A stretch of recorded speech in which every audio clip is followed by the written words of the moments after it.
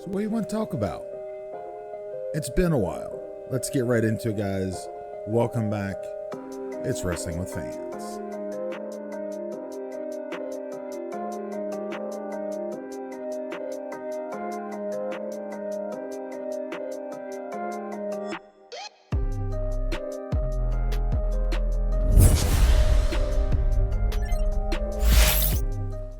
What is good, everyone? Welcome back to the channel. Welcome back to the Wrestling with Fans podcast. This is a pro wrestling podcast created by fans for fans from a fan's perspective.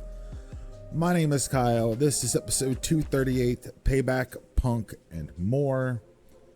And it has been quite a while since I've graced you with my presence. Have a new baby. She was born back in July on the 18th. Congratulate me. Thank you very much. She has kept me and the wife very busy for the last couple months, and I've been trying to find the right time and the right way to get back into the swing of things with the show. And well, with it being Labor Day holiday, I figured now is just as good a time as any to sit down and record on a Monday afternoon and just try to play a little catch up. I'm not going to spend a lot of time on past stuff. I kind of want to talk about some current things like Payback and the whole CM Punk situation. So I'm going to make sure we spend a good amount of time on that. What I would like to do real quick, just take a moment, jump back to SummerSlam all the way back on August 5th. So we're going a month ago. I'm going to spend a couple seconds on this. I thought SummerSlam was a lot of fun. I thought all the matches were pretty good. Brock and Cody, to me, was just absolutely amazing. Logan Paul and Ricochet was a little underwhelming for what they were, say, the most viral match ever, blah, blah, blah. The Battle Royal was fine. Shayna and Ronda didn't work for me because I think you needed to either do all MMA or a wrestling match, and you can't kind of mix the worlds, and it didn't work. Drew and Gunther was good. I don't think it was good as Gunther and Sheamus. Seth and Finn was a good match. So I'm glad with the triple threat match, Bianca, Asuka, and Charlotte. Super Bianca was getting very stale. Was not a big fan of it, and I'm kind of glad they pulled the trigger and had Io Sky come in and cash in and win. I thought it was great. And then Roman and Jay, it was great, but it's the same thing we had seen for a long time. So I'm curious where things are going to go. We'll talk about that more with Jimmy coming back, costing Jay the match. But that was SummerSlam in a nutshell. Overall, I give SummerSlam a thumbs up. And then also, last weekend, we had another pay-per-view. AEW All In London, the biggest event in wrestling history. They touted that like it's nobody's business. 81,035 tickets sold.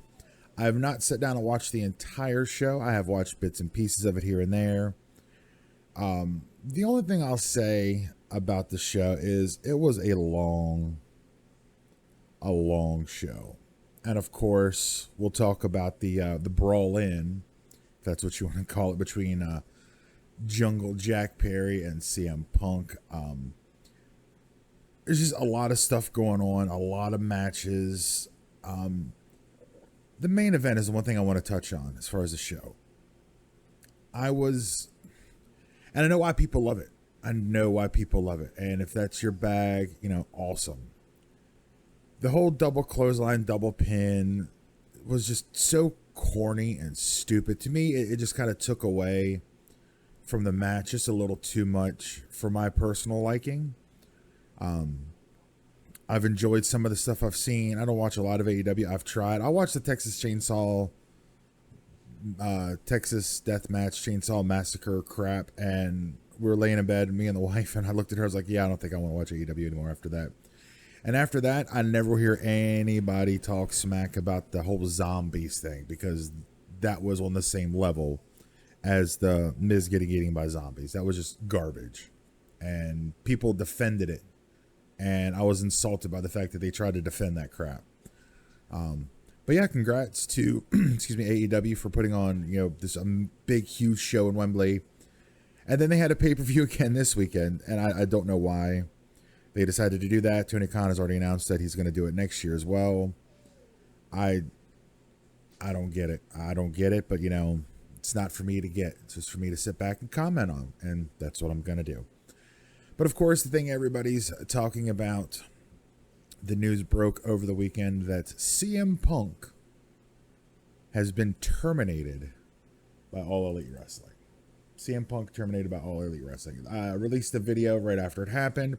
First video I've put on the channel in quite a while, with the official statement from AEW and Tony Khan. Now I'm not going to dive too much into the actual scuffle, if you will, because it's been talked to death for the last week. All I got to say is the only thing coming out of it that I'm actually glad is that Jack Perry is also indefinitely suspended, and he deserves it. And if he got away scot-free, I would be highly insulted by Tony Khan. As you see Finn, my golden retriever, creeping in the background. Of course, you can see no longer in the office. We are in the dining room of the home, the new podcast studio. So you'll see critters and so forth going around in the background if you're watching the video version of this show. You may even hear a baby cry. We'll see. Hopefully not. But depending on which camp you talk to, you have the Punk camp and the Jack Perry camp. And then there's people who aren't there who have their version of the story too. And I want to talk about the Hook Jack Perry match. Jack Perry gets right in the camera. It's real glass. Cry me a river. That shit would not fly in real pro wrestling. In a real pro wrestling locker room, that would not fly. If you got a problem with somebody, you handle it. You handle it like men, in the back, face to face. You put them in a room, let them have at it, whatever.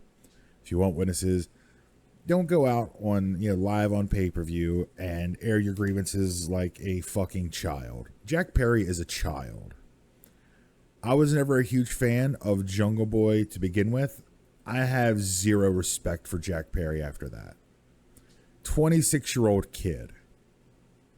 And he goes out and does that stuff. Not saying that the fight with him and Punk should have happened, but if you're going to air your grievances like that on pay-per-view like a child, I have no respect for you. I have zero respect whatsoever for Jack Perry after that. That is not how professionals conduct business. And anybody who's been in the wrestling game or followed the wrestling game, more so if you've been in locker rooms. I've been in a couple years ago, not claiming anything, just saying I've been in a few locker rooms, worked a few shows, 20 years ago, and you treat people with respect. You treat people, how you would like to be treated. You shake people's hands. And if you don't like somebody personally, there were guys that I worked with that I didn't like, and I still, treated them with some respect. I didn't. It's just how it goes. That's how you should be. And for Jack Perry to do that, I thought was disgusting. And if he were to lose his job as well, it would be, I think, well within Tony Khan's rights to cut Jack Perry out as well. Notwithstanding, CM Punk is a cancer. CM Punk is a cancer. There's no other way to put it.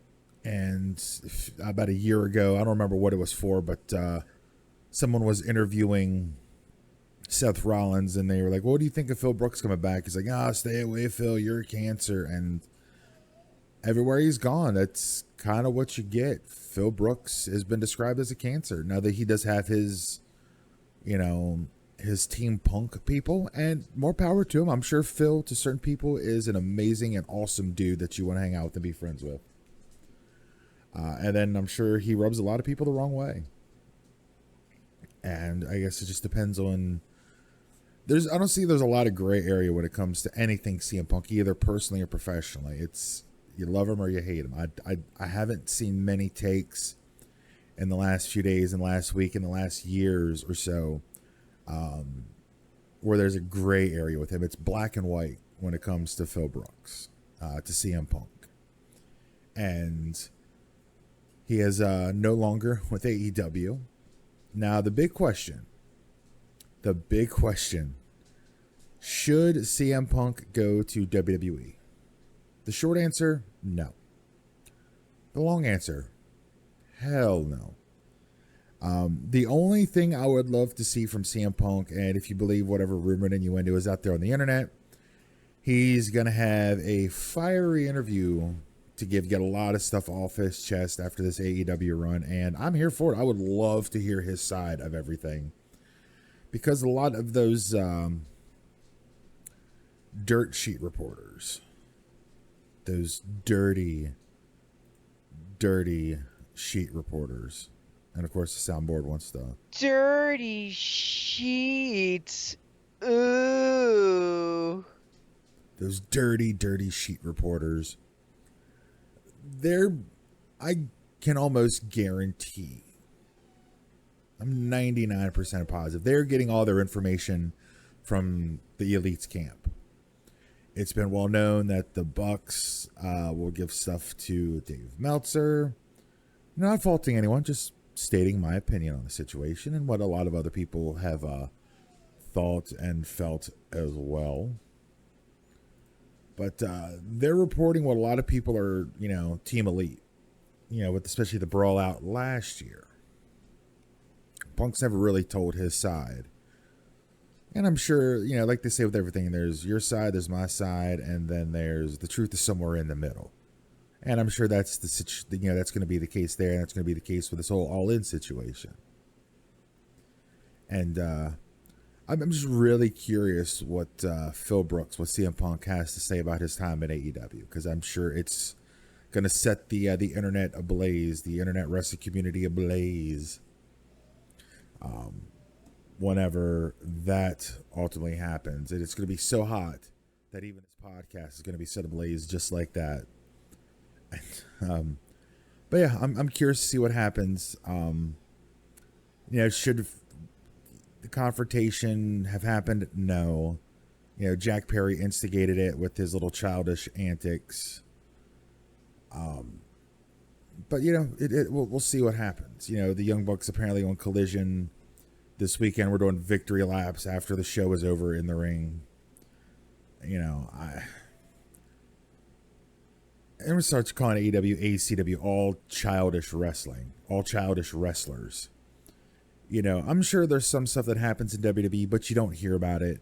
It stays in-house. You do see some things, people being cryptic on Twitter, X, being cryptic on X with some things.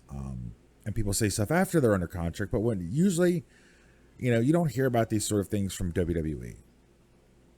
And I think AEW at times has been an extremely toxic work environment, an extremely toxic environment in general.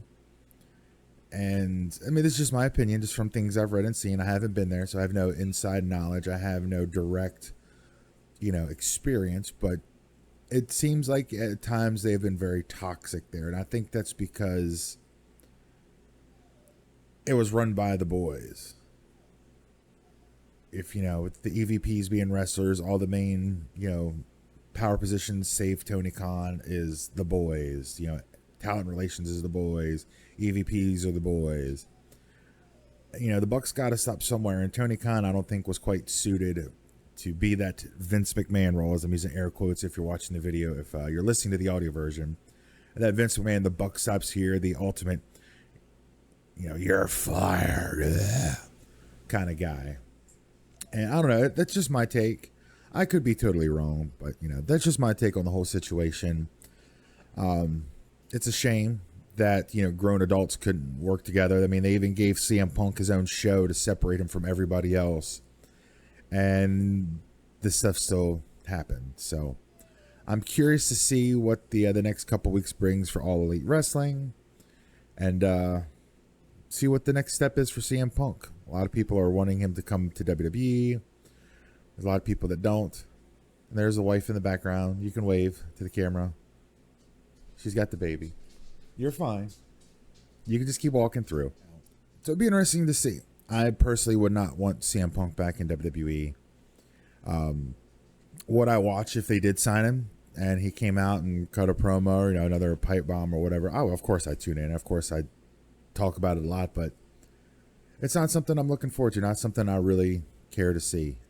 And to be perfectly honest, it would not surprise me if CM Punk never wrestles another match again. It also wouldn't surprise me if he showed up in like Impact or went to New Japan. Well, I don't know about New Japan because they're they're friends with as Jim Cornette calls them, the Cucamonga Kids, the Bucks, and AEW. They work together with them. So I don't know if he go to Japan, but Impact maybe.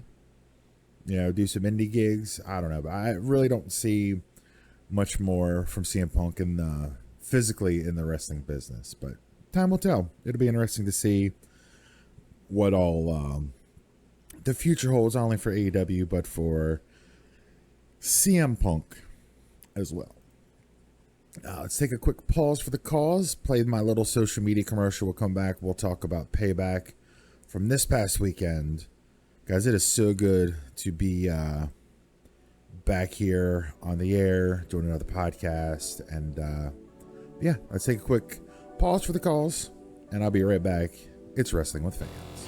Interrupt myself here for a quick moment.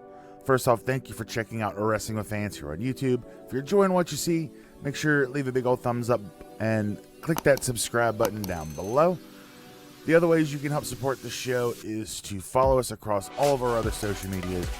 Check us out, facebook.com/Wrestling with Fans. Hulk smash that like button to keep up to date with everything going on here with Wrestling with Fans. Or you can follow us on Instagram and TikTok at Wrestling with Fans. Check us out on the web at WrestlingWithFans.com.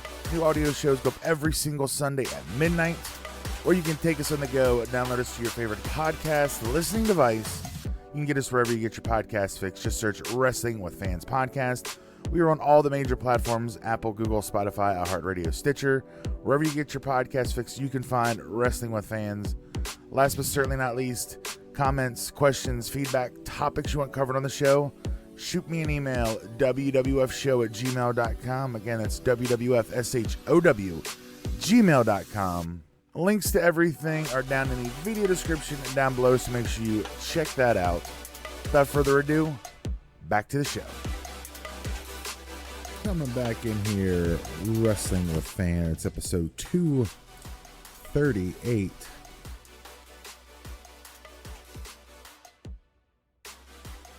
I am, again, really excited to be back. You see some handles moving in the background there.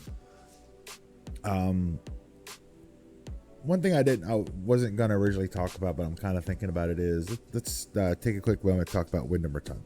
I've talked about it on my personal social media, but I've kind of wasn't really going to bring it up here on the program this week. And I wasn't going to bring it up, at this point, it's been talked about so much. I didn't want to really, rehash a lot of these things, but to me, that really,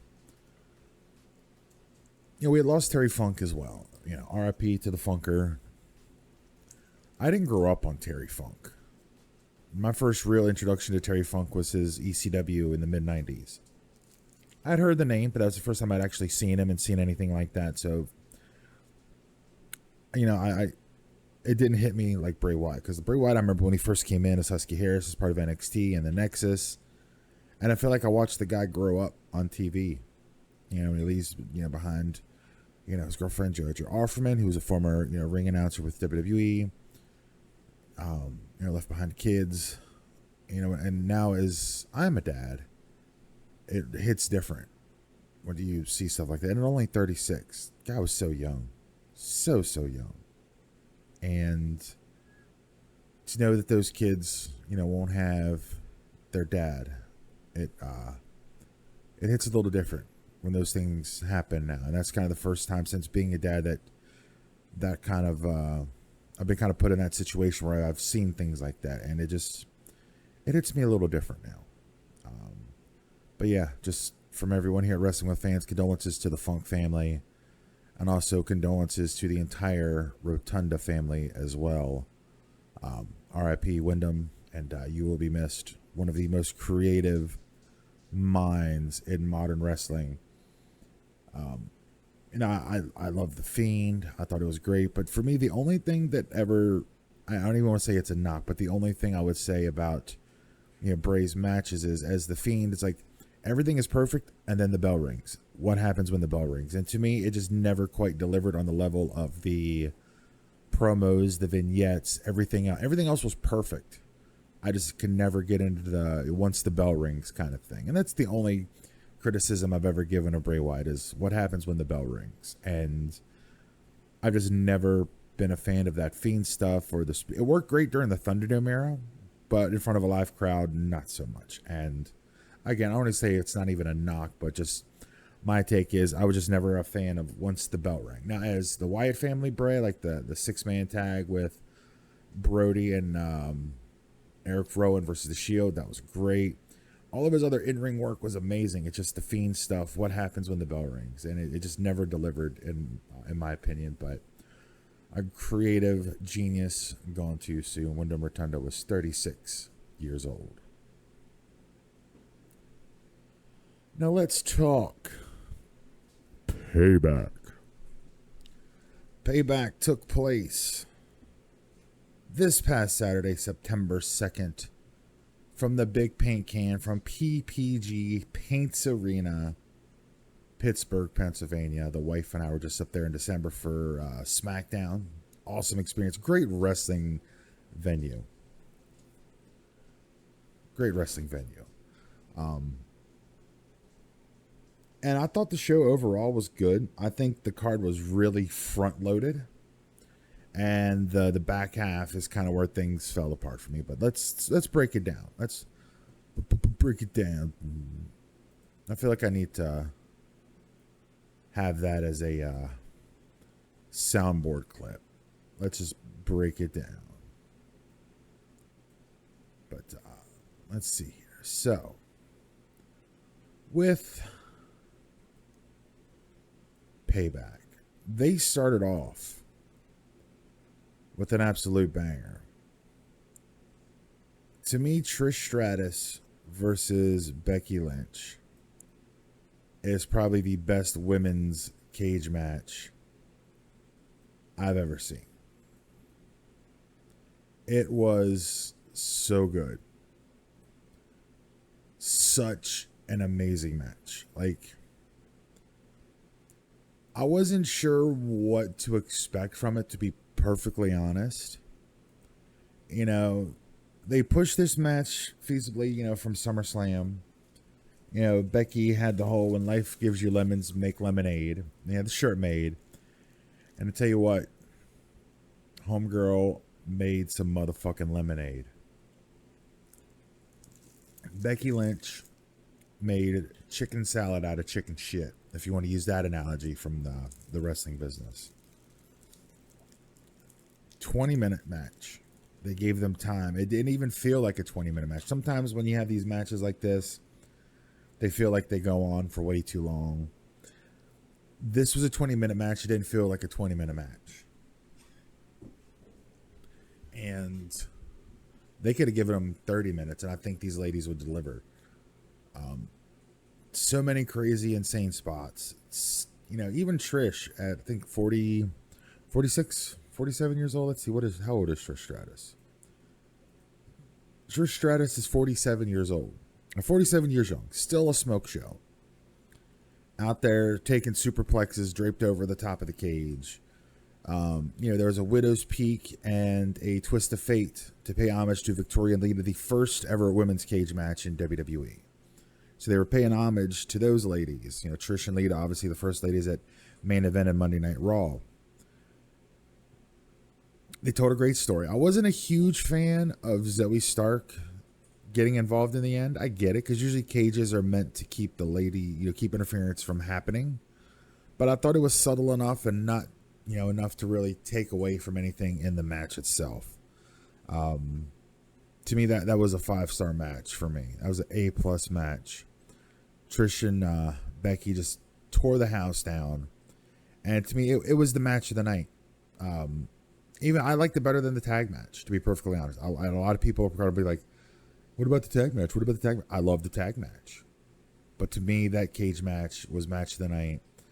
And I saw something interesting with that match, or someone talking about that match, was that cage match better off, being the big fish in the small pond of Payback, or would it have hit the same as a medium-sized fish in the massive pond of SummerSlam? I think that if we got that exact same match on SummerSlam, it very well could have stolen the show. It definitely stole the show at Payback. There's no doubt in my mind. There's no doubt in my mind that that match was the best match of the night on Payback. Would it have hit the same on a huge card like SummerSlam? Maybe, maybe not. We'll never know. But again, I thought the story that they had going into this, it deserved the SummerSlam spot. It didn't happen, but it's all good. They put out a hell of a match. It was the best, great way to open Payback. Great way to open the Payback show. And then we get your boy John Cena. It's I'm wearing the John Cena shirt for the show this week. I need to get an update. This is an older one, though. The Rise Above Cancer. This one hits a little different for me, too. But if you know, you know. Which ends up leading into The Miz coming out. They have a little verbal altercation. It leads to LA Knight and The Miz. Match goes 15 minutes, 45 seconds. LA Knight picking up the win. I thought it was a pretty good match. I really enjoyed the story they were trying to tell. And I don't want to say the best part, but adding John Cena as special referee. Now, there's a lot of people who I'm sure were probably like, why they had Cena? They didn't need to add Cena. He took away from the match. Cena did not. He did not take away. He added. He only added to the match. They were very smart in how they booked this match, because you have arguably the greatest of all time, the GOAT, John Cena, in a match between LA Knight and The Miz, and he did not take anything away. He added. He wasn't a distraction. He did what Aubrey Edwards needs to do, because Aubrey Edwards thinks she's like hot shit. And I got an interesting story I'll plug in later in the show about something I read. Because it's, you got the greatest of all time, arguably the greatest of all time, in a match with The Miz and LA Knight, and it didn't take anything away from the two guys. It added to it. Of course, LA Knight picking up the win, and then having that moment at the top of the ramp or on the stage. I guess it's not really a ramp much, because the stage is only a couple feet off the ground. So, LA Knight getting the Cena endorsement. And when I watched it initially, the place is like, it's your moment. This like scowl on his face. I'm like, is this like one of those? Is this like I don't want to say passing of the torch, but apparently this was LA Knight getting the Cena endorsement, getting that Cena dust spread on him, and I think it was smart. Again, Cena kind of stayed out of the limelight of the match. He only added to it, and it was great. I really enjoyed it. LA Knight again picking up the win over The Miz. So I'm really curious to see what's next for LA Knight. Do they continue this with The Miz? I mean, we've got what's up next? We've got No Mercy NXT, and then got Fastlane coming up. There's an India show, I think, too, coming in. Fastlane's coming up in October. Survivor Series. There's like a India show coming up. I can't remember what that's called. It's not showing up in the Wikipedia. That's coming up. Some that I know John Cena is going to be at as well. Let's see if I can't find more info on that as we go along. But third match was Rey Mysterio defending the U.S. title against Austin Theory. The match goes 9 minutes 45 seconds. I did not watch this initially or the tag match after. I was prepping a pork butt for Labor Day, so I was doing all the prep work. But I did go back and watch. Rey Mysterio must have turned back the clock like 10 years, because he was doing some crazy stuff. Good match. It would have probably been more suited as a TV match than on a pay-per-view, but that's just my take. Rey defending. This has got to be leading at some point to Rey versus Santos. Like I think we have to get to Rey and Santos at some point. Otherwise, I don't know what else you do with Rey at this point, because it's Rey Mysterio, an icon, a legend, Hall of Famer. Even at 48 years old, my man Ray can still go like nobody's business. But they got to do something. Like he's not going to be a long-term solution to the U.S. title. I thought Austin Theory had a great run as the U.S. champion, But I think Ray is just transitioning to something. And what that is, I hopefully will know sooner than later what that is. But then up next, we have what some consider the best match of the night. To me, it was the cage match was 1A, this is 1B. The Judgment Day, Finn Balor and Damian Priest taking on Sami Zayn and Kevin Owens for the Undisputed Tag titles. And we have new tag team champions, the Judgment Day, winning in 20 minutes, 45 seconds. This is a Steel City street fight, which initially I didn't know it was a street fight. But apparently the wife corrected me and said it's been that way at least a week. And I'm like, well, I guess shows how much I was actually paying attention. I ended up watching it back the next day, watching the whole match. But I did get called into the room while I was prepping for the one thing, the coolest part for me as a diehard Pittsburgh Penguins fan is to see KO and Sammy repping the 66, repping the 87, Mario Lemieux and Sidney Crosby rocking the home black jerseys with the gloves and the sticks. I thought it was such a cool moment. KO doing like Jeff Hardy style stuff with the swanton off the entrance, not the entrance, but the walkway from the steps, like Jeff Hardy did back in the Royal Rumble back in the day. Real fun match. Of course, Dom gets involved, Rhea gets involved. But I want to say there's probably a lot of people that were upset that KO and Sammy lost the belts. Not me. To me, this was the smart decision. This was the best decision. As cool as KO and Sammy was in the first part of 2023, the build, Sammy begging, KO practically at one point, and then setting up the whole thing for them to win the belts at WrestleMania, main eventing night one of WrestleMania, all well deserved. And then what? Then what do you do with them? It's one of those things where that story was so much better with KO and Sammy in the chase. And for those who may not be familiar with that phrase, it's if you hear someone say, "Oh, they're much better in the chase." Once they win the belt, then what? And I think that happens a lot. Where you have a star who's just, or stars in this case, a tag team building so much momentum going into a match, and then they lose. They get close to get set back. They get close to get set back, and they just build and build and build. And they finally win. Then what? I honestly couldn't tell you. Nothing comes to mind. Like nothing sticks out that KO and Sammy have done since winning the tag belts. Anything extremely significant since winning the tag belts.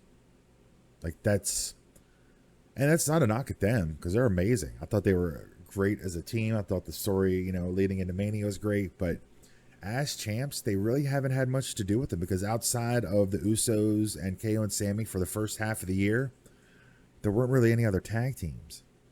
There was nobody built up to do much. I mean, they feuded with the Judgment Day.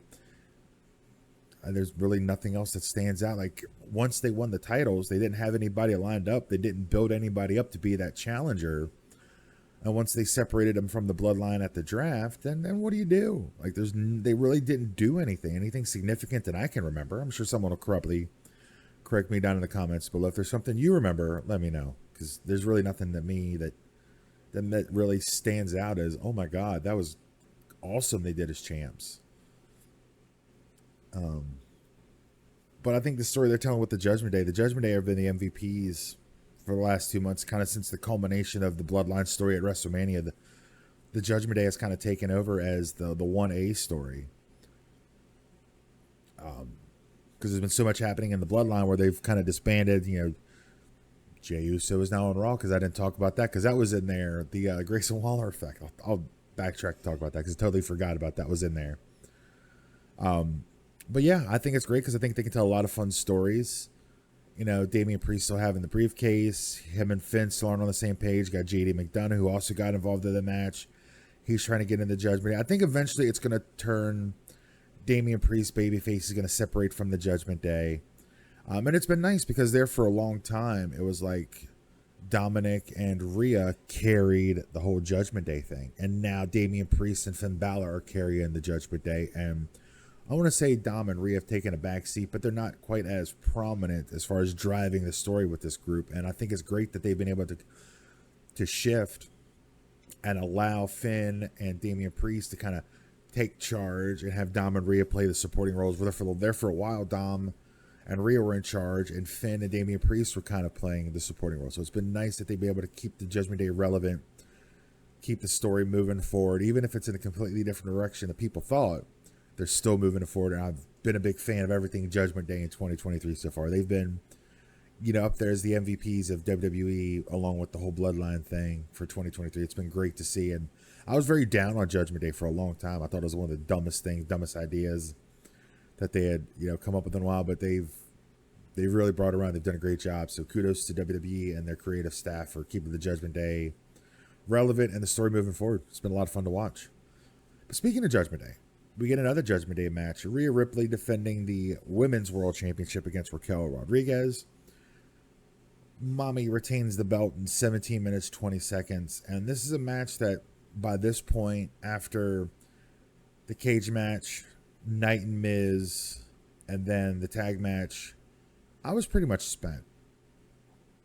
I had, to me, the show was really front loaded. And the last two, I think, kind of suffered from that because the crowd, even at times during the main event as well, seemed kind of quiet and out of it for such a big match.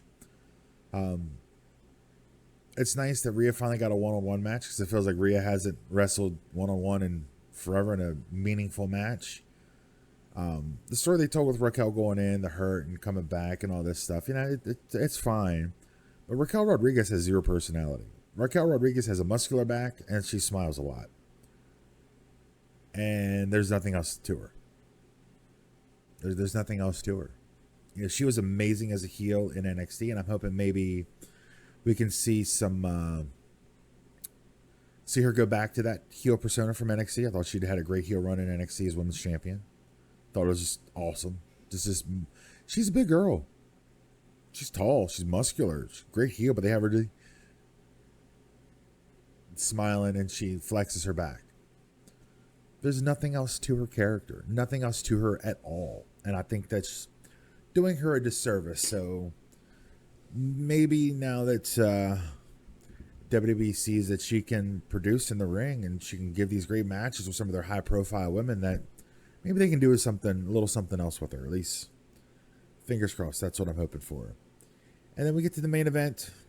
Seth frickin' Rollins defending the World Heavyweight Championship against Shinsuke Nakamura. Seth retaining in 26:05. Seth came out first, which kind of threw me for a loop. And then Shinsuke had this sick video package before coming out. To me, that was the highlight of the main event, was just that video package. There was nothing that WWE did going into this match that made me think Shinsuke was going to walk out with the belt. As much as I would have loved to see Shinsuke get a run with the world title, there's nothing that really made me believe he had a legitimate shot. But I tell you what, if we can get more of this Shinsuke Nakamura, sign me up. Sign me up. Because that's the best Shinsuke's looked in WWE in a long time.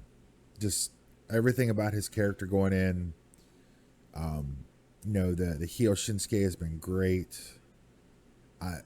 It was great. I love this new Shinsuke, and I hope we get more of this type of Shinsuke going forward. And be interested to see what's next for the King of Strong Style. Yeah, that's really about it. Payback to me was front loaded. I think the women, Becky and Trish should have main evented. That's just my take. I think that would have been a better main event. But Seth and Shinsuke, they did put on a good match. There's nothing really crazy that stands out to me that I'm like, oh my God, did you see that? Seth hit the stomp. Won it in 26 minutes. That's really all I got to say. Overall, it's a good show. But again, I think I was so spent in the first half of the show that when I got to the last two matches, it was kind of like, yeah, that happened.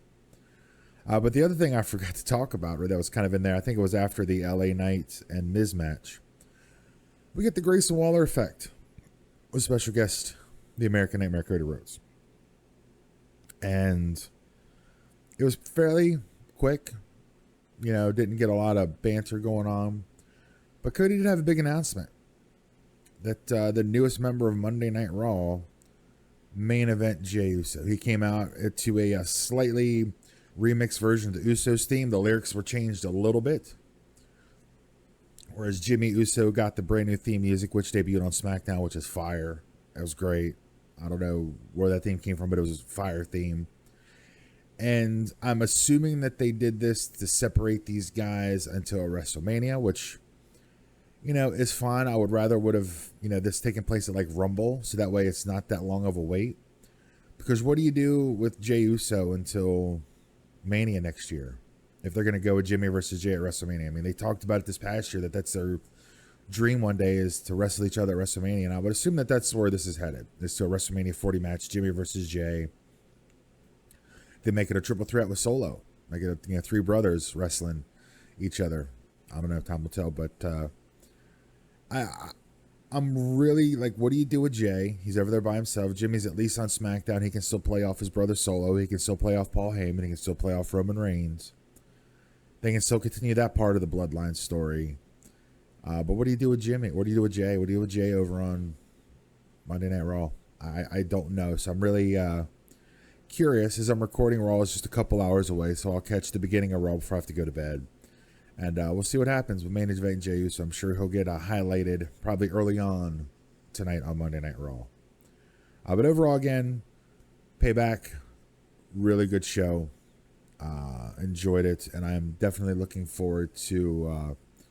They have that again. They had that India show, and I can't remember. Let me look this up. We'll just do it. Fuck it, we'll do it live.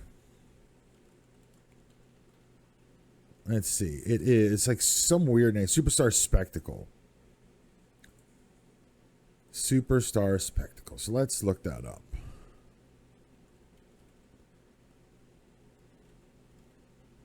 WWE Superstar Spectacle. Okay, that is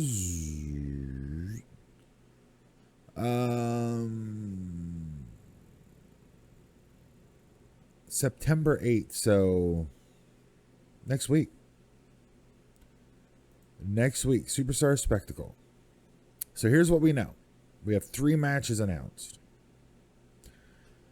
So you have the Judgment Day, your brand new undisputed tag champions. Damian Priest and Finn Balor are going to be defending against Indashir, Sangha, and Veer Mahan with Jinder Mahal. Got Rhea Ripley defending the Women's World Championship against Natalya. We've already seen that. Whatever. And then the interesting one, John Cena and Seth freaking Rollins in a tag match against Giovanni Vinci and Ludwig Kaiser of Imperium. Really, whatever. This is going to be like one of those dirty Saudi blood money shows is basically what we're getting here, but in India. I mean, the show is only 4 days away. I guess it's this. When is it? September 8th, which is Friday. So this Friday, so the show's 4 days away. So I imagine tonight on Raw, they're going to be plugging that show. Setting up some matches. And they'll probably add, what are they going to do Saturday, Friday, and for SmackDown?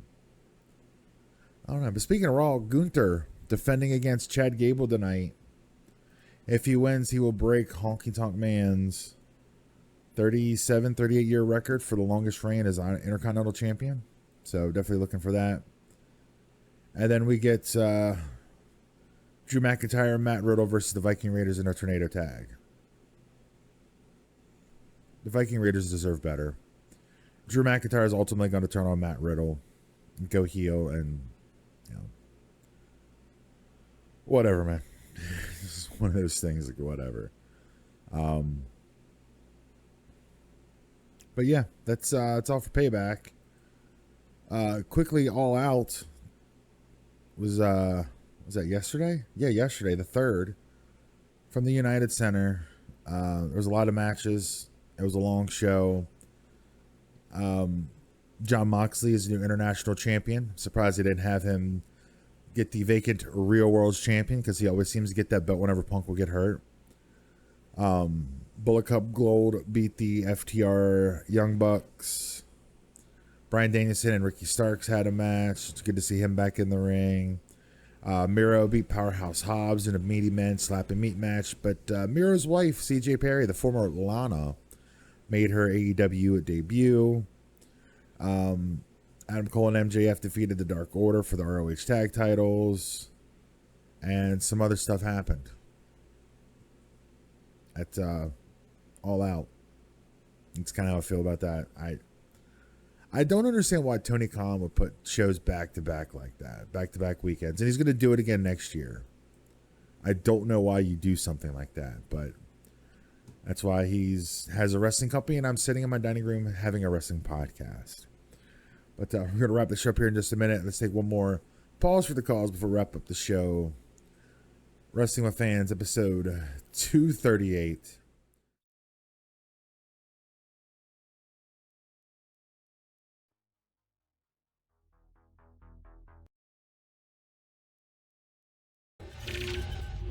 For a quick moment, first off, thank you for checking out Wrestling with Fans here on YouTube. If you're enjoying what you see, make sure to leave a big old thumbs up and click that subscribe button down below. The other ways you can help support the show is to follow us across all of our other social medias. Check us out, facebook.com/Wrestling with Fans. Hulk smash that like button to keep up to date with everything going on here with Wrestling with Fans. Or you can follow us on Instagram and TikTok at Wrestling with Fans. Check us out on the web at WrestlingWithFans.com. New audio shows go up every single Sunday at midnight. Or you can take us on the go and download us to your favorite podcast, the listening device. You can get us wherever you get your podcast fix. Just search Wrestling with Fans Podcast. We are on all the major platforms: Apple, Google, Spotify, iHeartRadio, Stitcher. Wherever you get your podcast fix, you can find Wrestling with Fans. Last but certainly not least, comments, questions, feedback, topics you want covered on the show, shoot me an email, wwfshow@gmail.com. Again, that's wwfshow@gmail.com. Links to everything are down in the video description and down below, so make sure you check that out. Without further ado, back to the show.